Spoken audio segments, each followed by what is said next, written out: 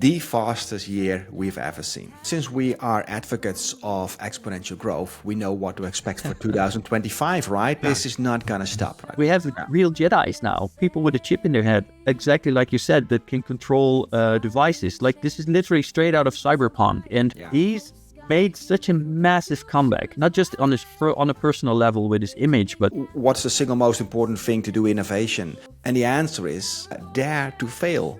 I'd say that by the end of 2025, we'll see at least 3-4% growth in job displacement in all of Europe.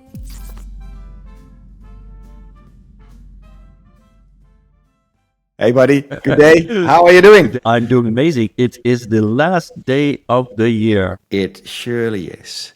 The last day of the fastest year we've ever seen. Fastest year we've ever seen. In terms of technological change. What a crazy year, right? Yeah. It has been a crazy year, and yet I was writing an article, and I think it's being published today by Businesswise for the persgroep in the Netherlands. And I was writing about how most people are actually completely unaware. And I think that because of the speed of change, more and more people are kind of tuning out. Right. Yeah. People are saying, the AI hype is over, but I think that they're saying that because they're tuning out, because exactly. Like, well, the hype is not over. You're deliberately checking out. That's something completely different. And it's also interesting, Aragorn, because we are on top of these things, but we both had taken, more than a week vacation, as good as we could. And so I just literally turned on my laptop to have this conversation with you. And I looked back at all the feeds that I have open. So if you look at the feeds of a week, that is, if I would read all of that, that would take me a year, right? It's just insane, the amount of that. So if you check out just for a couple of days, we already miss stuff, right? And that's not even deliberate. If you turn it out, you miss so many angles and perspectives on what AI is currently doing in terms of material, energy, and all these things that we discuss. It's crazy. Yeah, and normally, I don't know about you, both of us worked in American tech, right? You worked at Salesforce, I worked at LinkedIn, Oracle.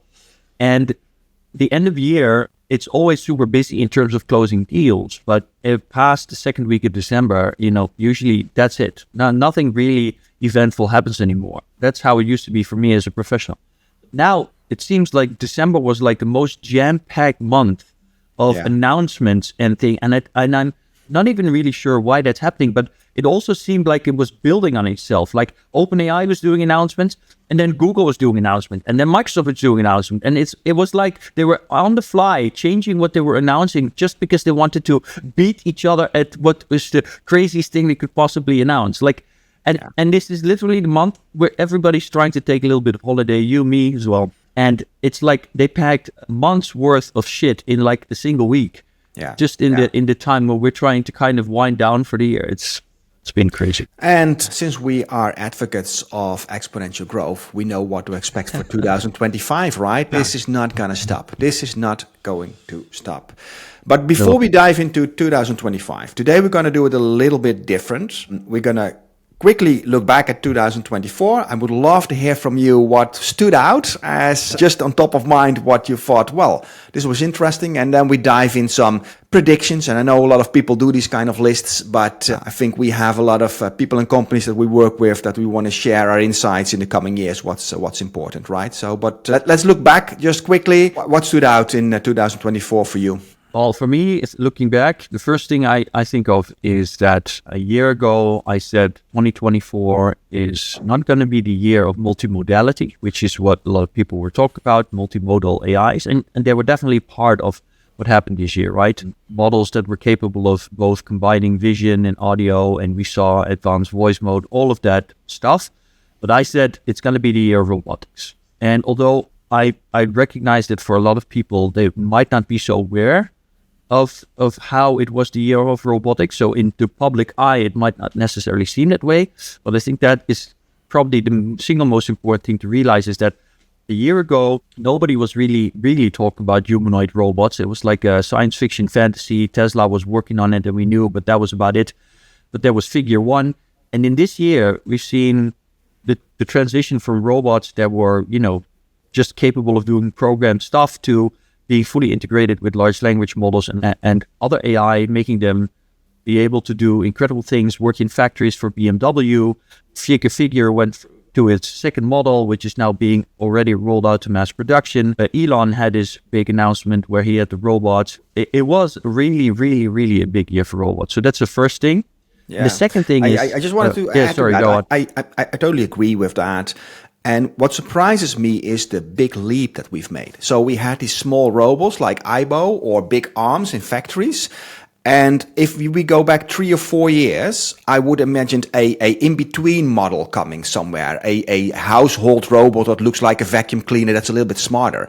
And now we jump immediately to a completely humanoid that can basically mimic a complete human due to the power of AI. And that's surprising to me. Yeah, it's absolutely surprising. And on every level. There's a lot we could say about it, but let's not go too long on everything. But that's just the number one. The second thing I think we really need to take a short moment to appreciate is that in 1 year, in 2024, we went from GPT-4 to GPT-4o to GPT-01, and we've already had 0.3 announced. And there's already results available online that show what it's been capable of. For example, in terms of the ARC test, which is one of the most, or if not the most complicated test ever devised by human beings, where it scored 25%, which seems low, but if you consider that most humans don't even get past a few percent, even if they're top experts in their field, like the implications of that are so massive. I don't even know how to explain it. And we did that in a single year. Yeah. No, I agree. That was just amazing to follow. Yeah. Nothing to add to that, Aragorn. That was just... and let's see where it goes next year if that trend continues. And I think it does continue. Yeah. Go ahead. Go on. There's just one thing that comes to mind I want to say about this, which is not about looking back, but about realization. And that is, there's still people that say to me, Aragorn, I tried ChatGPT and it didn't work or it's not impressive. And the realization I had this week is that when it comes to these models, their sophistication is also based on let me put this differently. These models are mirrors. And let me explain what I mean by that. I wrote in my article for DPG as well that there's this leading immunologist, Derya Unutmaz, I hope I pronounce it correctly. And he wrote that he's one of 3 people in the entire world that understands immunology and viruses at his level, right? And he wrote a paper about it with some students. And then he asked 01, right? 01, he asked 01 to give critiques on the paper. And when he got the critiques, and you can read the tweet, he said he was blown away by the complexity and the depth of the critiques, the things that he would have never thought of that 01 came up with. And so you have this leading scientist who says, holy shit, this model is doing stuff that I mean the best of the best of the best people in the world wouldn't be able to do like this. And then on the other hand, you have people that say, I tried 01 and it doesn't win at tic-tac-toe. And this is the thing, right? We have this tendency as human beings to be very selective on what we use as a measure of judging something, its value or its capabilities. And so what we're doing with these models is that they are an absolute reflection of us and the things we try to achieve with them. If you're asking stupid questions, and this is not nice to a lot of people, but if you ask stupid questions, you're going to get stupid answers. Yeah. But these models are already at a point where if you ask complicated, deep, meaningful, well-structured questions, you get meaningful, deep, structured answers. Yeah. You got me thinking there with everything that you said, that so it's reaching a level of intelligence that we just do not comprehend, right? Mathematical challenges that I don't come up with. I don't even have the question. I don't even ask these questions to ChatGPT, which ChatGPT can already solve, right? And it mimics also a normal conversation. If I go to a football club or to an average birthday party, there might be a genius in the room, but you don't recognize that, but because the conversation is not going in that direction. And that plays into people maybe not checking out. Maybe a lot of people don't even notice on what level it's now being developed. That is because only just a small group of people understand the complexity of that intelligence. Yeah, exactly. Yeah, exactly. And there's something else I want to say about, but maybe we'll get to that in a bit, because there was another wonderful tweet from Ethan Bullock about how Douglas Adams turned out to be right about machines and everything. But hopefully we'll catch that later. Okay. Yeah. So what's interesting is that this technology is flying by for some people, but also for me. So I've known the effort and company of Neuralink for quite some time. Elon Musk has been working years on it. We saw the monkey video, and then all of a sudden, it was early in this year, we have the first patients. And this is one of the things, this is basically a cyborg, right? We talk about people that are cyborgs, and this person can move things with his mind. He can turn on lights, he can control a computer with that. And I thought when we would reach that stage, there would be more interest in that. You would hear it more on the street that this is happening. I'm just amazed by, okay, we have a Neuralink patient and the second is here, and how slowly that basically goes in the general adoption. But I just want to market it. I thought it was a key moment in history, having the first Neuralink patient in 2024. 100%. And not just the first, we got 2 or 3 now already. Yeah. So we went in like 3, 4, 5 years, Neuralink was developing. You saw, they're doing something with a monkey. And then suddenly in 1 year, we went from the first human to having 3 humans. And then Neuralink announcing that they're developing now a version of it that will basically give blind people vision again. And okay, this vision is not going to be the same resolution as an organic eye in its first edition. But 5, 10 years from now, these people will be able to see through walls. It's not science fiction. That's how fast we're progressing now. We have real Jedis now, people with a chip in their head, exactly like you said, that can control devices. Like, this is literally straight out of Cyberpunk. And like you said, the response was kind of lowish. But again, I think there's just too much going on. There's too much going on. Also with the election with Trump, there's so much other things taking people's attention that these incredible, mind-bending, civilization-changing moments are really passing a lot of people by, and they're just not aware of it. Yeah. So you just mentioned Trump. I think that is also a very interesting point about 2024. And what I find very interesting about it is, on his first term, I didn't recognize he was so, let's call it pro-technology. You saw all the stock going up, Web3, crypto, it's all on the rise since he has been elected. But also the fact that he collaborates with Elon Musk, I find it very intriguing. Elon Musk, so successful in all his endeavors, never bet against him. And I always said here in the Netherlands, so why don't we put a real strong businessman somewhere in politics to do something? And now this is basically happening, and I'm just super curious to see how that plays out, at least. Yeah, well, look, if you told me 4 years ago that I would rather have Trump win than, for example, a Democrat, I would have told you that you are absolutely bonkers, that would be impossible and unacceptable. And, this is not a political podcast, but, there's a lot that could be said about that, about how political landscape has shifted in a way that has allowed people like you and me, who always considered themselves to be center left wing, probably, we now feel that suddenly we find ourselves on the right of the political spectrum against all odds, even though there's topics, for example, like climate change, where you and me are 100% completely on the left side of that. But I also want to be honest there, that I think Trump was not pro-technology in his last term, right? He wasn't. No. This is something recent, and there's many interpretations you could give to that. You could say, well, he's working with Elon Musk, he's being influenced. But you could also just say, well, look, the man is an opportunist to the core. He saw an opportunity here to kind of find a completely new way of activating a following that has potential to be really powerful, and Elon Musk is part of that. So yeah, I think that is some part of the true story, but we're definitely benefiting from it. So I'm not going to complain there.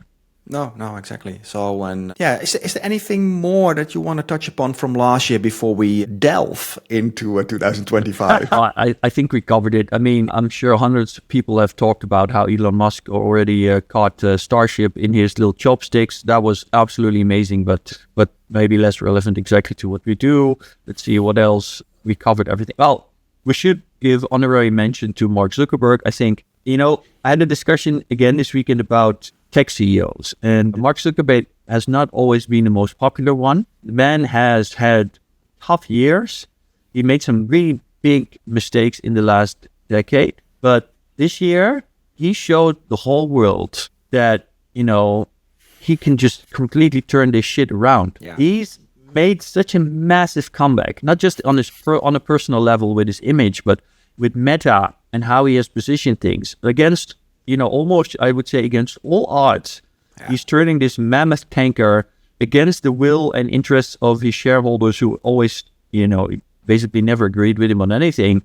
He's made all the right decisions, and that's why I respect him so much more than, for example, someone like Tim Cook, who I usually call Tim Crook, because Tim Cook basically got the keys to the kingdom from Steve Jobs, proceeded to milk it for 15 years and didn't do a single thing that was risky or really innovative. Ultimate corporate survivor. Ultimate corporate survivor, and the only thing he did try with the Vision Pro, he completely cocked it up, and then he didn't double down, because that's another thing. Mark Zuckerberg had the same thing with VR, but instead of then giving up, he just doubled down on it, and eventually he turned out to be right. So I just want to say, Mark Zuckerberg, you're a fucking champion for me. No, I completely agree. And I often get the question, so what's the single most important thing to do innovation? And the answer is dare to fail. And how much money did he blew away against all odds for the general investor in the Metaverse, changing the name? When was that name changed? 4 or 5 years ago already? He blew away. Well, I'm even copying the words, right? Blew away 10, 20, 30 billion US dollar on it. But look where he's now. He released Orion, and it looks like he's in the best shape for the coming 5-6 years when we talk about Metaverse and augmented reality and virtual reality. And well, that's what's coming in the near future. So here we are. Absolutely. I mean, I honestly believe that what he did with Orion is he did what Apple should have done.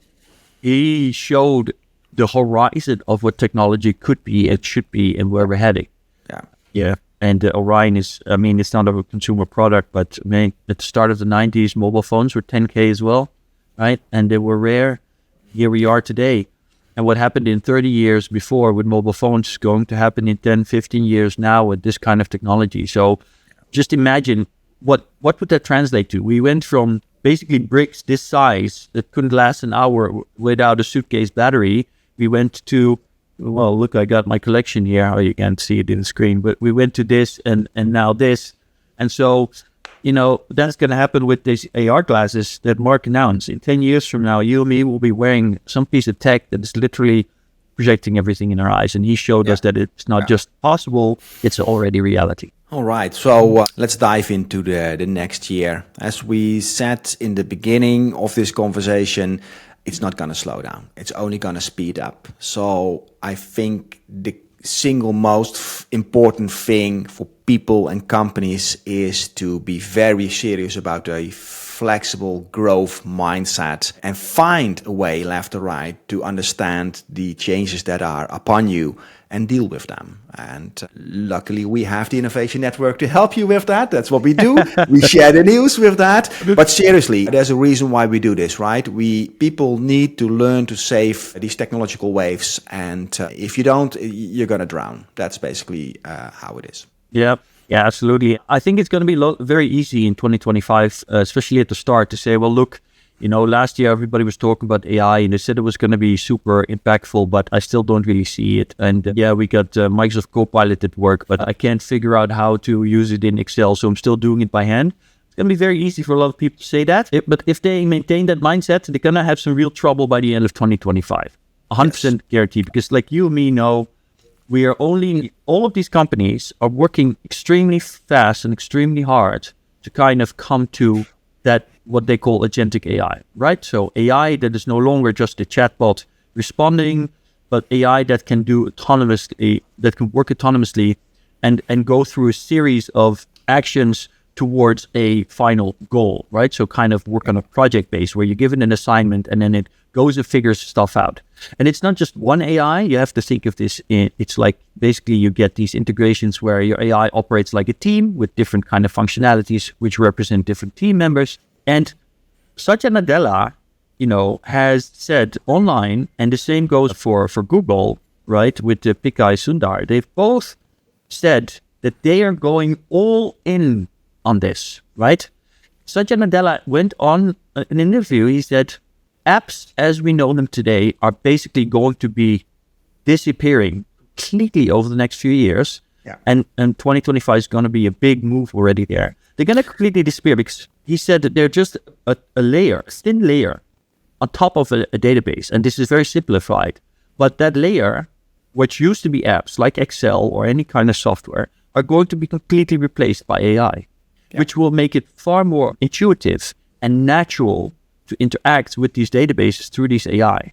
And this AI will basically on the fly start programming whatever it is we need to get a particular task done. So the idea of apps, specific apps, is going to disappear. We're going into this kind of fluid state where software basically adapts to our needs. And 2025 is going to be the first year where we're going to see some introductions like that. Yeah, absolutely.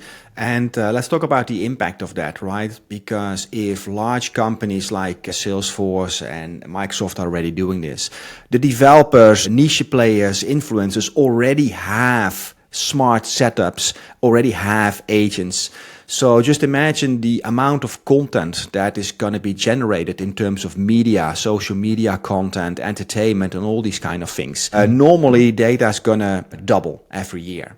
I expect that the data next year is not going to be doubled twice. It's going to be at least 10 times, because if you are an influencer and you are putting work into content that you create, you can automate it. You can have a bot speak on your behalf, curate content. So there will be so much content out there for an organization. If you want to come in between there with the right advertisement or reaching your audience, you have to either participate smart or deal with that in a smart way or find unique ways to your audience, because it's going to be overflown with AI generated content. Yeah. Although on the one hand, I completely agree with that. And on the other hand, I have to admit that looking back to 2024, I was really surprised at how little AI-generated content found its way into the mainstream influencing people. I mean, even the elections, I would have expected there to be way more in AI-generated content already. And I think...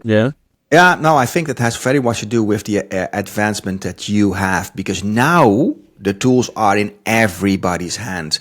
If you want to do things like that in 2024, you have to know what you're doing. You have to connect all these things together. But now these kind of agents become a commodity tool for everybody to use, and that will change. Yeah, you're probably making a point there. I also have to say, thinking to myself, I wonder how much AI-generated content there already was during the Trump election that we simply weren't even aware of because of how subtle it might have worked, right? Because that's the thing.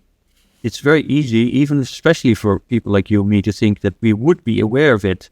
But the sophistication, I mean, unless you're going to make a whole AI movie in 2024 where you would easily see it, if you're just making small clips, you're making a social media post, maybe you and me didn't even see them. But I mean, I hate being on TikTok, don't get me wrong, because of have you ever read the comments on TikTok when you post something? There's so many people out there that have absolutely no idea what they're saying or what they're seeing or what they're looking at. So no, exactly. Yeah. So during our last meetup, I was at a table and we talked about Homo Nexus. And there was one person, I don't know the guy's name, but he mentioned that all humans will basically become curators of what you want all your agents to do. Everybody becomes a CEO of a team of AIs that you would do tasks for. This AI is helping with email. The other one does the scheduling. This is one that helps me being creative or making a marketing campaign.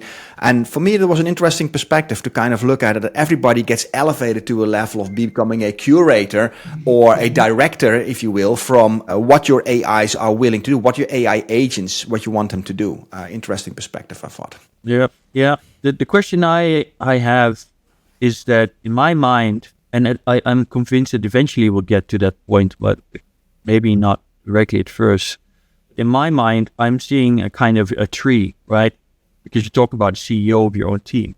And the CEO doesn't talk to everybody in his company, right? The CEO talks to the top, team that's responsible for things. And then they go out and they kind of, give tasks to different people to get stuff done. So we're going to get to a point, maybe not in 2025, we're going to get to a point where basically you're only talking to one AI, right? There's just one AI, your personal digital twin or your mirror or your shadow or whatever you want to call it. That number one AI that is with you all the time, everywhere. And this is, of course, going to be tricky because that's where the danger of dystopia comes in. Because if one single company would control that technology, like if everybody had a Google AI, it could be very, very, very scary and dangerous. So we don't particularly want that.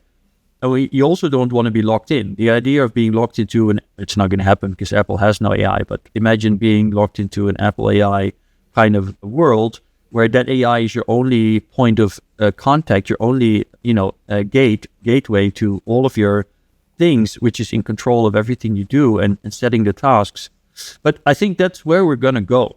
Right, eventually. Ultimately, it's indeed. Currently, it sounds dystopian to have something like that. But 5 years ago, we thought Trump was dystopian. So things change over time, right? It's interesting. But what I meant with the CEO perspective is that if a CEO gets so much crisp content from all these people, all these departments around, and based on that content, he or she is making quick decisions. Oh, go this, go there. And I see all these AI agents looking through our email, making the right decision, giving us the right information, but still for the human to make the right decisions. Go left, go right, say yes, say no, based on that, like a CEO is doing the entire day. And I see more people growing into that role, even if they have a small business with AI agents that are employees, basically. Yeah. Oh yeah, absolutely. And the people that will be fastest to pick up on this, the first to integrate it, will be the ones that benefit the most. There you go. My friend Danny was here, and he works in London at a tech company, and he's a super smart guy, and he transitioned to being manager a year ago, so he's a manager now. And I said to him, you got to be happy, man, because him and me, we started working at LinkedIn in 2020, him in 2012, me in 2014, I think. And we were, SDRs, and I wasn't, I already did that job at a different company, but, I was a sales professional, and my job was reaching out, being in touch, calling clients. And I truly believe that by the end of 2025, there will be not just one company like Klarna did last year, but there will be a lot of really big companies who are literally right in the middle of completely transitioning to basically getting rid of all of these human workers on that level and replacing them on the AI. And by the time we're reaching 2026, 2027, people like Danny, not all of them, but a lot of them will simply be a manager of a team of AIs, right? And anybody below that level will, they will no longer be needed. That's really my expectation. So that's the first real prediction here, agentic AI in 2024. And just to double down a little bit on it, I think by the end of 2025, sorry, I said 24. So by the end of 2025, AIs, we will see the creative AIs as well that run a complete marketing campaign. So you can kind of orchestrate that as a human. Yeah, Yeah. Okay. I just had a brain fart.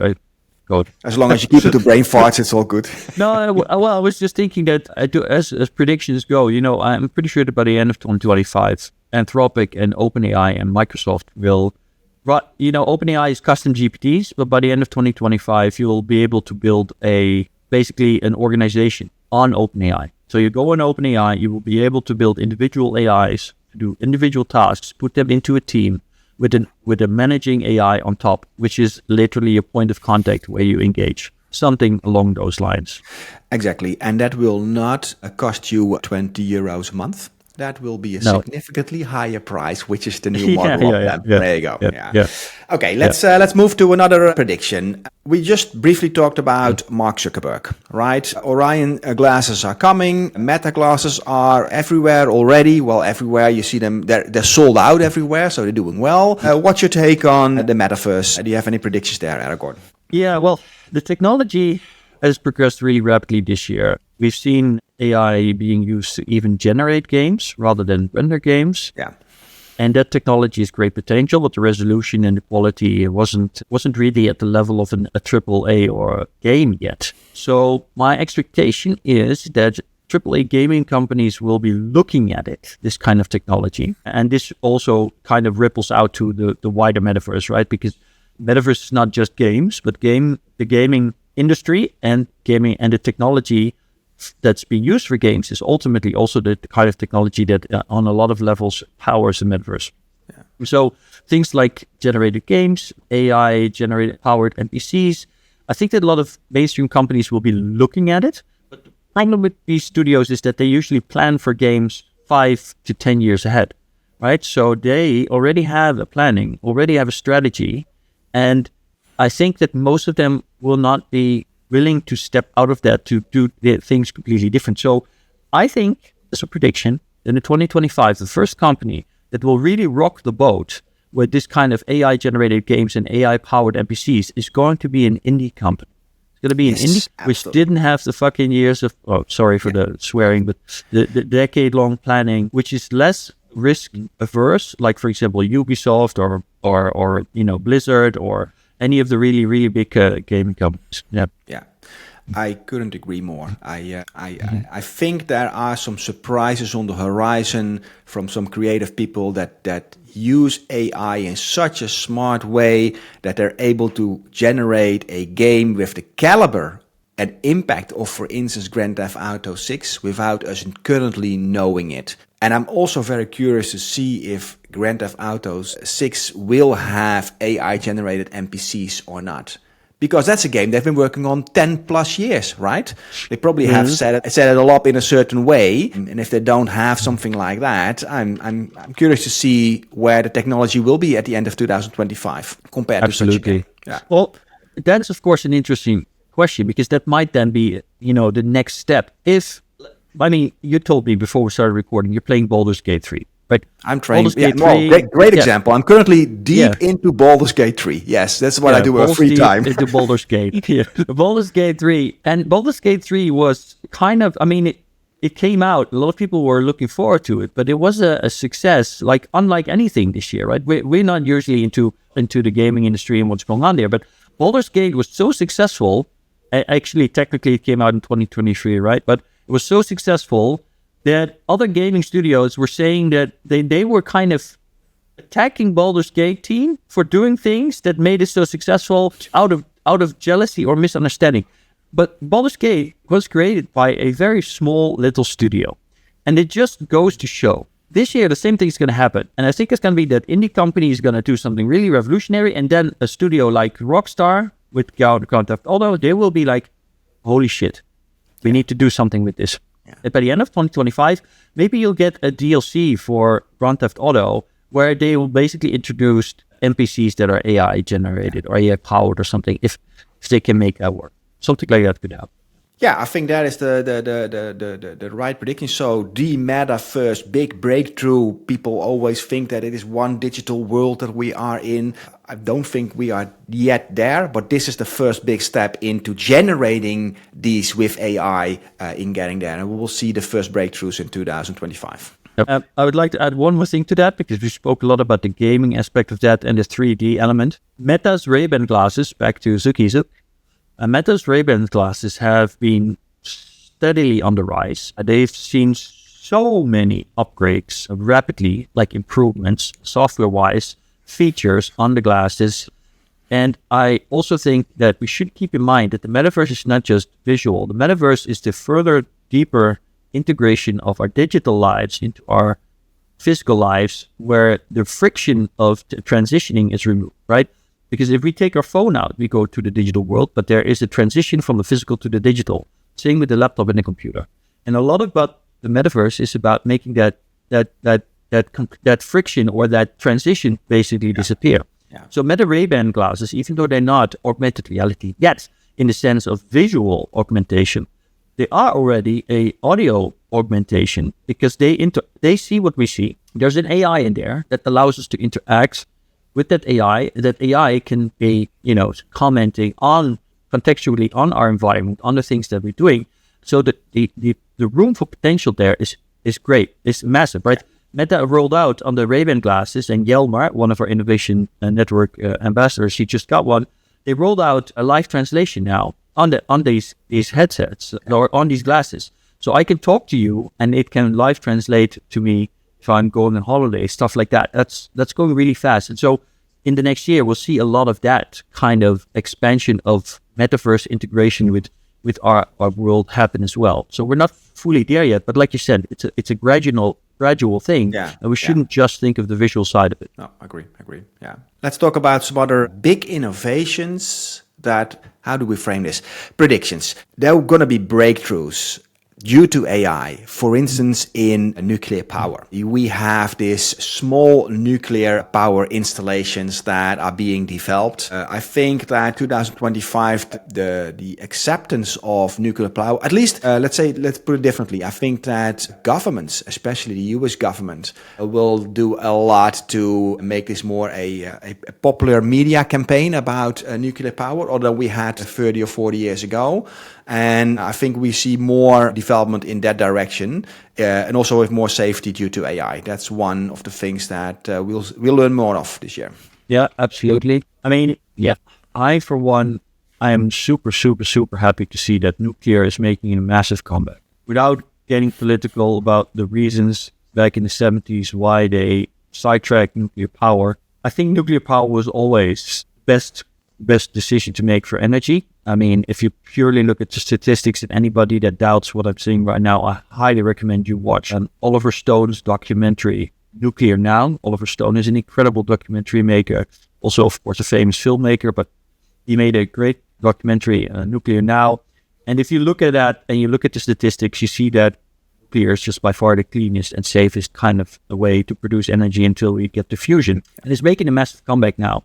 And so it's funny to see, because part of the nuclear comeback is not actually the result of us really wanting cleaner energy. It's a result of the need for massive amounts of energy for AI. So it's just crazy, because people say, AI is bad for the world, but if you can shift your framing, if you can shift your perspective, you see that it's actually going to be one of the best things for the world to happen. Is that the need for energy for AI is driving investment and a completely kind of framing of nuclear energy, which will lead to a far more significant transition to sustainable energy than, for example, wind energy could ever achieve. And solar power is doing really well. Wind energy, I think we should have never even gotten into that.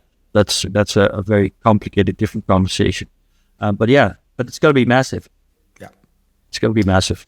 And another one, and I'm really curious to see how this will be adopted by the general public, is big advancement in quantum computing. And we already saw the beginning of that. In December, we saw the release of Willow. Was that from Google, or is that IBM? Yeah, it's Google, huh? That's from Google, yes. Yeah. And making calculations septillion times faster than a traditional computer can do on a certain calculation. But the advancements in quantum computing, just in this month, there were hints in time going backwards, discovering the top quark in the Large Hadron Collider, even hints of a multiverse which is connected to the quantum realm, things that nobody really understands, but quite fascinating to see where they will lead in 2025 as these advances continue. Right, that's just... This year is one of the stocks that unfortunately I missed. We could have made a lot of money. So this is a stock. Yeah, we could have made a lot of money this year. Well, the crazy thing, but then I'm serious. I mean, especially people like you, me, we talk about this all the time. This is Quantum Computing Inc. They went from $1 in November to 25 at the peak on the 18th of December. Right? I mean, if I invested, if you invested 100 here, you've gotten back at 2,500. So that's just crazy. And it just shows how quantum computing is also not just on the rise in terms of what it's capable of, but that, again, the same thing we saw with AI is that because there's some breakthroughs, this creates a massive influx of money and brain power to come to play. Here's a question that I just don't know, and it's very difficult. I often ask you for the answer, Aragorn. So I saw some other predictions. People are predicting Bitcoin going to 200,000 and even above that. Is it possible to have both Bitcoin and quantum technology? Because if quantum technology is so powerful it can decrypt the keys, is Bitcoin then still any valuable? Well, the answer would be no, but it's kind of not as simple as that. No. So first off, and this is perfect because it ties exactly into some things I wanted to say on this topic. At the start of the year, Hannah Fry, who is a British, she's a mathematician, and scientist. I love her program. She makes a lot of really cool stuff. And she made a program which was sponsored by Nokia of all companies. I couldn't believe it when I saw it. But she made a show where she goes to IBM to talk about quantum computing. Because IBM has been traditionally the company that's most invested in quantum. They've built some of the most significant quantum computers. And she talks about what's going on there. And one of the interesting things was that IBM initially had a roadmap where they were expecting to kind of have exponential growth in the amount of qubits in a quantum computer. So the amount of qubits is like, that kind of signifies how fast it can compute, right? Yeah. But one of the biggest problems in quantum computing was that if you scale up qubits, you get more errors, right? So more qubits means that it makes more mistakes. And at a certain point, if you have so many errors, it becomes useless. Yeah. So this was a big problem. And for IBM, the problem was so huge that they decided to scale back their timeline and their expectations roadmap in terms of how fast they could grow quantum computers because they couldn't solve this issue yet. Now, what makes the Willow chip from Google so special? It came out of nowhere, but the Willow chip, so the quantum computer at IBM, and I might be not 100% right, but so I'm just, disclaimer, but IBM quantum computer, if I'm not mistaken, is 1500 qubits right now, the best quantum computer they have. Okay, so hey, this is post-recording Aragorn, and I just wanted to do a little thing, because in the newsletter, we spoke about qubits and quantum computing and what was going on there and how it would affect Bitcoin. And I said some things about numbers, and they weren't actually 100% correct, so I just wanted to make sure I fixed that. So, in the newsletter, we spoke about how many qubits the best quantum computer in the world has right now. And I said 1500. Well, actually, it's 1180. This quantum computer is from 2024, December 2024. Atom Computing leads with 1180 qubits as a quantum computer. So that's the biggest quantum computer in the world, which is followed closely by IBM's quantum computer with 1121 qubits, which is the Condor processor, right? The Willow, Google's Willow quantum processor, which was released this year, has 105 qubits, right? So that's a 10x smaller than the biggest quantum computers in the world, but it has significantly improved type of technology because it doesn't have an increasing error rate as it is scaled. So that's first on those numbers. Then secondly, we also spoke about how many qubits would be required to break Bitcoin cryptography. Now, technically or theoretically, a quantum computer with 1500 logical qubits would be able to break a 256-bit EEC cryptography, which is kind of what Bitcoin uses. Not exactly, but it's definitely a 256-bit key. However, because the limitations of quantum computing so far were that there is a lot of error correction required, because if we scaled up the amount of qubits, more qubits would basically return errors, and therefore we need more qubits to compensate. The expectation was that we'd need 10 million to 1 billion qubits to be able to break Bitcoin cryptography. However, and this is relevant, the Willow chip from Google, which only has 105 qubits, but it no longer has this error correction problem. So technically, if Google can scale up their chips to the level of 1500 qubits, which I want to remind you is still more than even the biggest quantum computer in the world has today, that would be the point at which Bitcoin cryptography could be broken. So so there you have it. So that means that we have definitely moved a lot closer to quantum computing being a danger to Bitcoin's cryptography in the next 3 years than we were at the start of 2024. Getting back to Bitcoin, and the Bitcoin community is becoming aware of this. All crypto are. So over the next years, we'll definitely see something happening like Bitcoin will look at a fork to upgrade their cryptography or whatever. I mean, I'm no super deep expert in this stuff, but they have the opportunity to fix this before shit hits the fan. If they don't, you're absolutely right.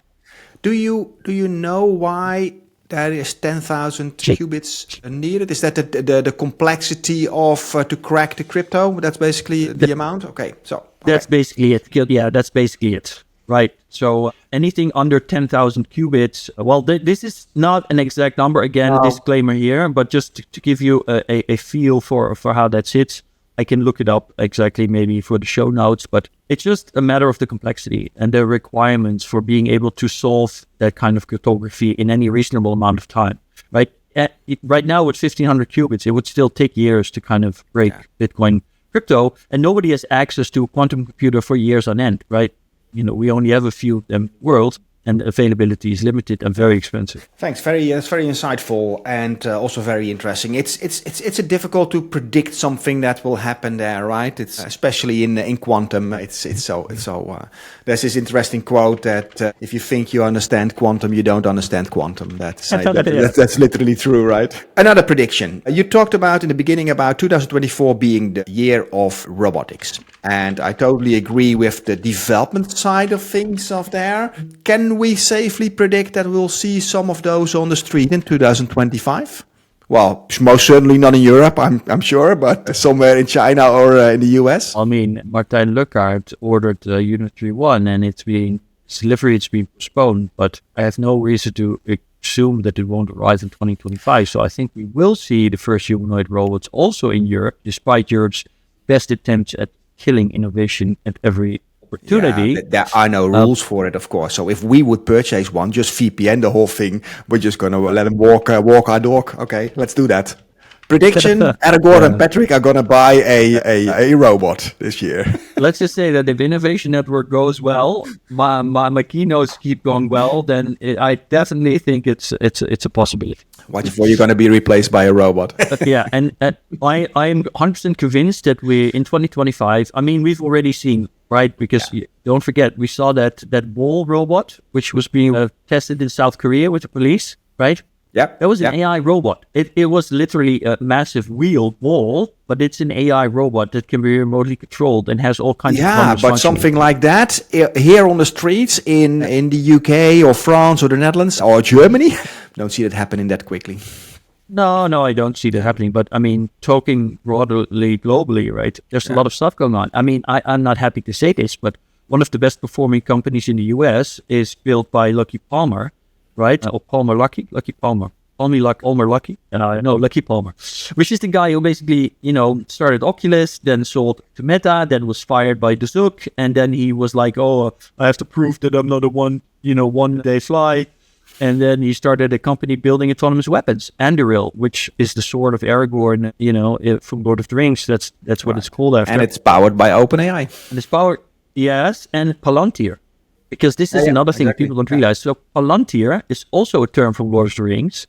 Palantir were the stones, big kind of stones that the wizards use to look to other parts of the world so they can have information about the world.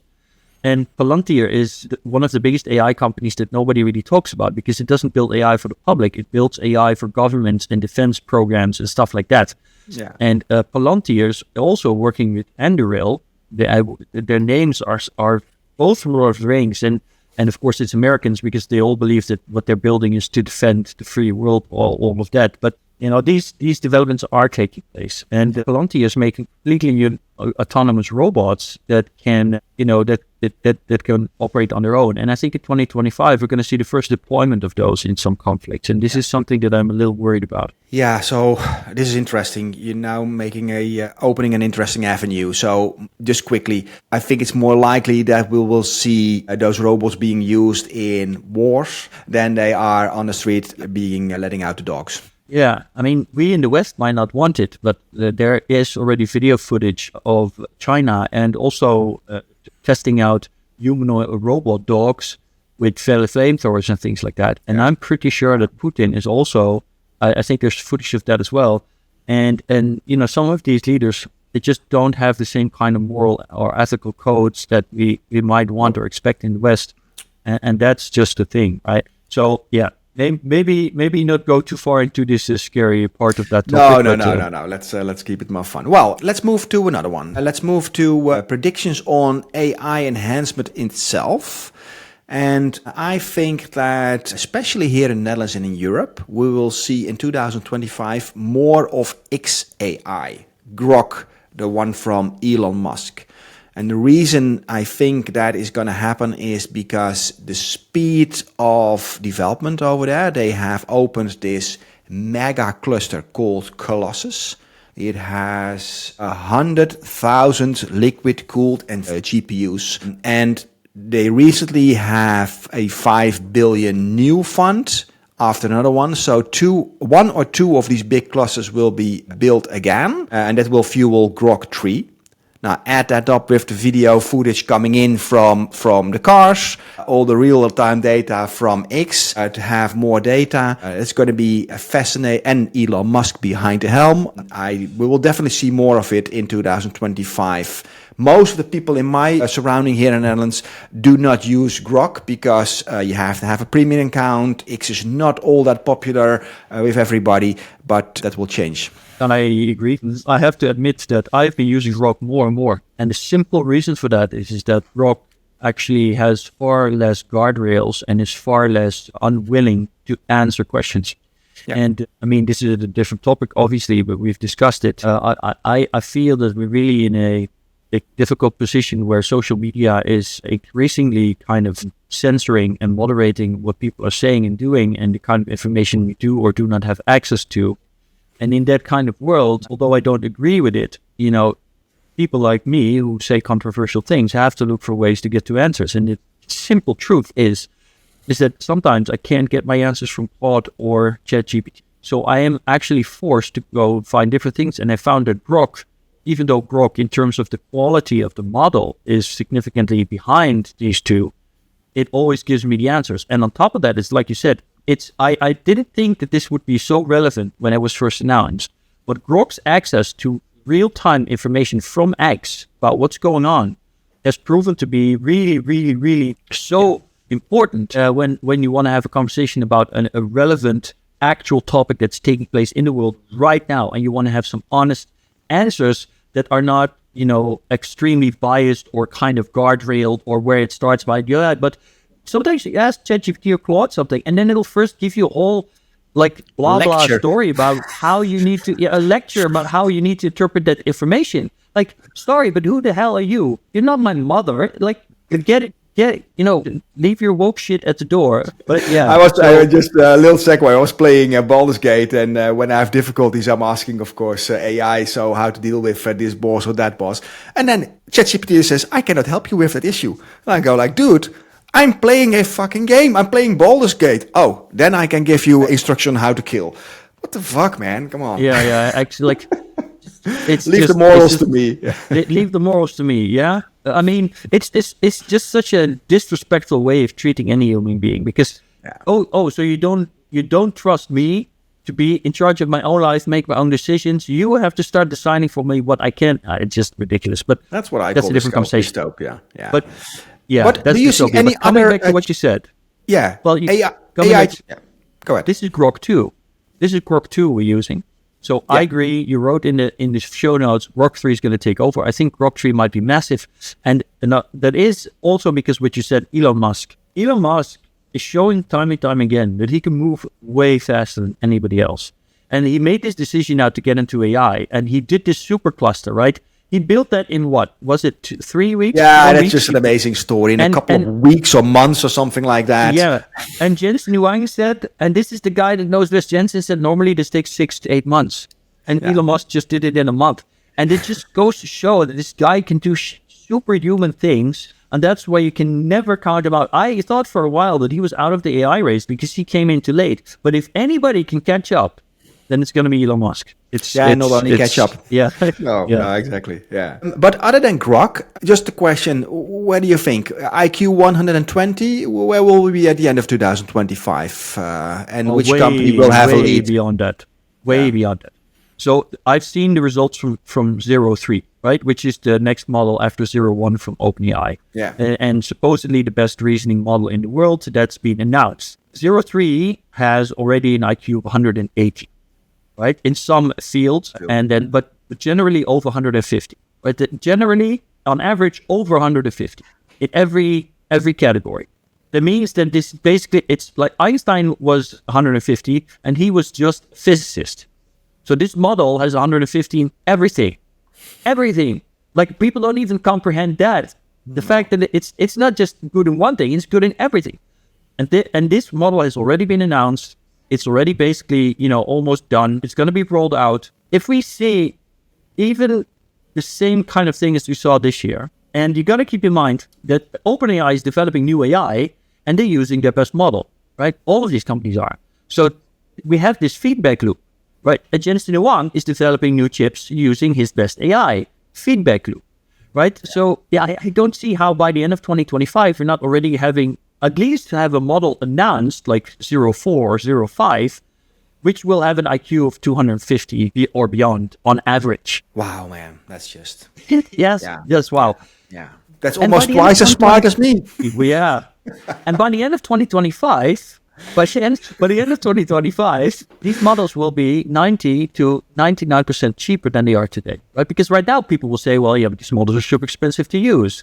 And yes, OpenAI have more it's going to have more expensive subscriptions. Yes, it's going to be true. But the cost of using these models is still going to go down, which means that availability and access to them will also scale exponentially, right? Yeah. Okay.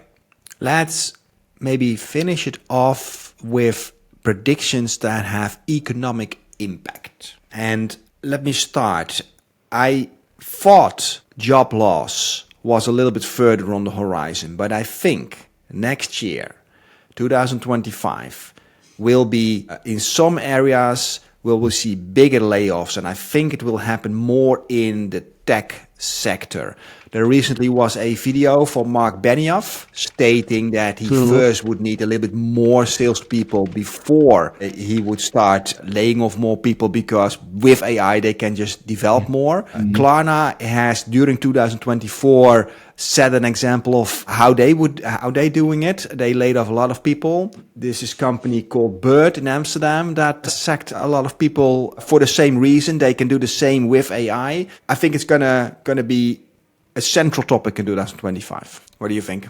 Yeah, I have absolutely no doubt about this. I mean, it's hard to get a real grip on the numbers globally because there's no consolidated kind of report on what's going on yet, at least not that I know of. But we're seeing everywhere AI usage is going up. I mean, Google reported, for example, that was it 20% of all of their coding is already done by AI. Yeah. So if you take in consideration the line that you just laid out with the intelligence of AI, and these companies have that intelligence in their possession, they build it, and I think they will use more and more AI. 20% will become 30%, 40%, 50% with DeepMind. So Google doesn't need all those people that they currently have, and from there it will have a ripple effect sooner, I think, than people realize, and that will have its impact on governments on reacting on that. Yeah, I'm just asking. You're asking AI? Yeah, I'm asking 01. Just curious. So because the thing is, I mean, for example, the Tony Blair Institute estimates that between 60 and 300,000 jobs will be lost in 2025, or not lost, displaced, is what they call it, displaced, which I think... Yeah, that's just... What does that even mean? It means these jobs are going to be lost. Yeah. Okay, let's see. So 01 gave me an answer. The World Economic Forum earliest projections from 2025 suggested around 85 million jobs could be disrupted by automation and AI by 2025, with a possible creation of 97 million new roles. Yeah, okay. So I saw that report. I don't believe that for a second. See, so the thing is, the real hard numbers are not there. And the problem is that nobody's calculating in the exponential factor, the law of accelerating returns, the speed at which it is happening, and the capabilities. So I honestly believe nobody has a real good idea of what's going to happen. If I were to judge, I'd say that by the end of 2025, we'll see at least 4% growth in job displacement in all of Europe and the West, right? And that doesn't sound like a lot, but you need to realize that 3% is a massive amount, because if it's 3% every year, then in 3 years we'd be at 9%. Right. And in 9 years, we'd be at, 25% job loss. Yeah. Right. On top of the standard basic kind of thing. Right. So that's massive. At that point, 25 to 30% job loss or joblessness, we're coming at a tipping point for an economy. Right. That's a tipping point. We don't need 50% of people to lose their jobs for an economy to start imploding on itself. Right. So I think it's going to go really, really much faster than people anticipate. I think this year you're going to see a lot of people going online. By the end of 2025, I'm 100% certain we'll have seen the first kind of rioting or protests against AI taking jobs and demands from governments to start acting on this. And this is interesting, right? Because people not having to work anymore in a world of abundance is the end goal here, right? And if for every step towards that goal, we're going to go into riot mode, then something isn't going right. So governments and influencers are, and we as well, I think we should influence that and shift the mindset on how to deal with that in a proper way. And I don't know, I don't have the answers here, right? But universal basic income or a long-term strategy, or maybe in Europe, think about your own supercluster to be not so dependent on China or the US. Those could all be things that, and this is not a prediction, but I hope that Europe will take on in the coming year, because that has to be established in this year. Otherwise, we'll have some more significant problems like riots. Yeah. Well, you know what the thing is that looking, and here is Aragorn Future-Historian. Historically speaking, there's no meaningful, really big transition without disruption, right? The first industrial revolution, as Mustafa Suleyman writes in his book, right at the end or at the start, I think the Anthropocene, he writes how the weaver came together to go and burn machines that were taking their jobs. And this was rather a small kind. Well, it wasn't small; it was significant, and it took the fight was going on for 10 years. But that's what happened. There's no way we can avoid that, right? There's just no realistic way of doing that, because even if you tell people that utopia is around the corner, if they need to accept that maybe for 10 years they might be jobless in an economy that still requires them to buy bread at the supermarket to survive, they won't give a shit. That's the truth. And there's this famous quote, which is attributed to Alfred Henry Lewis from 1906 issue of the Cosmopolitan. He said, there are only 9 meals between mankind and anarchy. And it's very relevant, because this is the thing. You might promise people utopia, but if they, for 9 days, won't get a meal, all hell is gonna break loose, right? And this is going to be the struggle. And there will be places in the world where it will be impossible to kind of stop that from happening. So we really, I know that people don't want to hear this. It's not a nice thing to talk about, and I'm supposed to be an optimist, but we really have to prepare that there's going to be a lot of unrest in the world, because we're not just looking at AI job loss. We're also looking at climate change. We're also looking at significant conflicts in parts of the world. We're looking at an increasing kind of polarization also on a religious level because of what's going on in the Middle East. And all of these things are coming together, and they will all influence what's going on. Yeah, well, let it be a warning, because it's either that or we do something about it. Exactly. And we all have a job there. Yep. Yeah, exactly. Yep. Then it's all over. What a depressing end of the year. No. Let's. I see that we are way beyond an hour, but it's not important actually. But let's wrap it up. Let's just wrap it up with what we will do with the Innovation Network next year, right? Because here's another prediction. I think that, let's say, 10 to hopefully 20% of the organizations really will embrace an exponential strategy, or need to formulate an exponential strategy. That means a chief AI officer or a chief innovation officer that is not in one department like sales or marketing or production, but it's a horizontal across the organization. And that is exactly what the Innovation Network is doing, helping organizations to formulate such an exponential strategy. So we tie into that prediction. And so that means a lot of kick-ass keynotes from Aragorn. Do you have some new shit in your mind after your holiday, buddy? There's always new stuff coming. I looked it up. I did 45 keynotes this year. So, and I intend to do at least 60 in 2025. I'm working on a theater show, as you know, which means that I won't just be doing B2B events, but I'll also be doing B2C events. I will be going through 2 theaters across the Netherlands if everything works out. So you will be able to buy tickets if you want to go and see me. I've had so many people this year ask me, Aragorn, when are you going to talk again so I can bring my husband or my wife or my child or whatever. So that's going to be finally something that's going to come true. I'm going to be able to do that. And of course, me, because Innovation Network, I mean, all of my talks are nice, but Innovation Network is, of course, not just about that inspiration part, but it's about those real insights and the action. Yeah, I think, I don't know, we didn't really agree on this yet, but I'm hoping to do at least 25 dinners this year, right? So that's Well, exactly, 25 exactly. opportunities. So I think the dinners are so important because there is where we build connection between people and letting people understand the impact of inaction, the impact of not collaborating together, not only within your organization, but organizations together and as nations together and as network states together. And that's where we're driving this for and actively helping people to formulate an innovation strategy. So we are all in helping you with that. So hopefully this was very helpful and looking forward to do more newsletters with you, buddy, in next year. Yeah, well, we're going to do a lot of, actually, I have to admit, I'm totally surprised that we managed to do a newsletter every 2 weeks. Well, we did kind of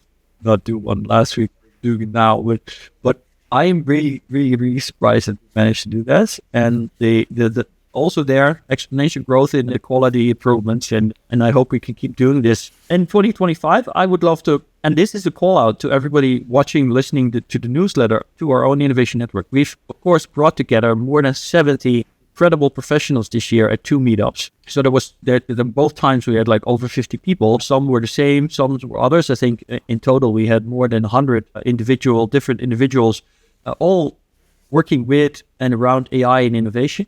And of course, our dinners are nice for inspiration, but they're also a place where we bring together these professionals with companies that are in need of kind of expertise. And I'm really hoping that as Innovation Network goes, we'll be doing a lot more of that, but we'll also be bringing on some of these experts in the newsletter, hopefully in 2025, to introduce them to you, to have them share their insights and their thoughts with you. I think that would be a nice little ambition for us. Yeah, absolutely. Totally agree. So up to a very strong, innovative and fun 2025. And don't forget to like, subscribe. Absolutely. And as they say in the Netherlands. Like they say in the Netherlands, see you later.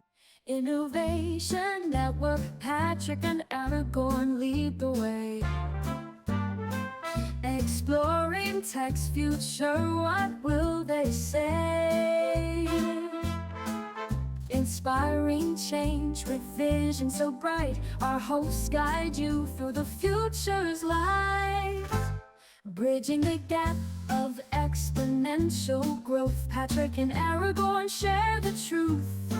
Join our community, let's innovate with Innovation Network.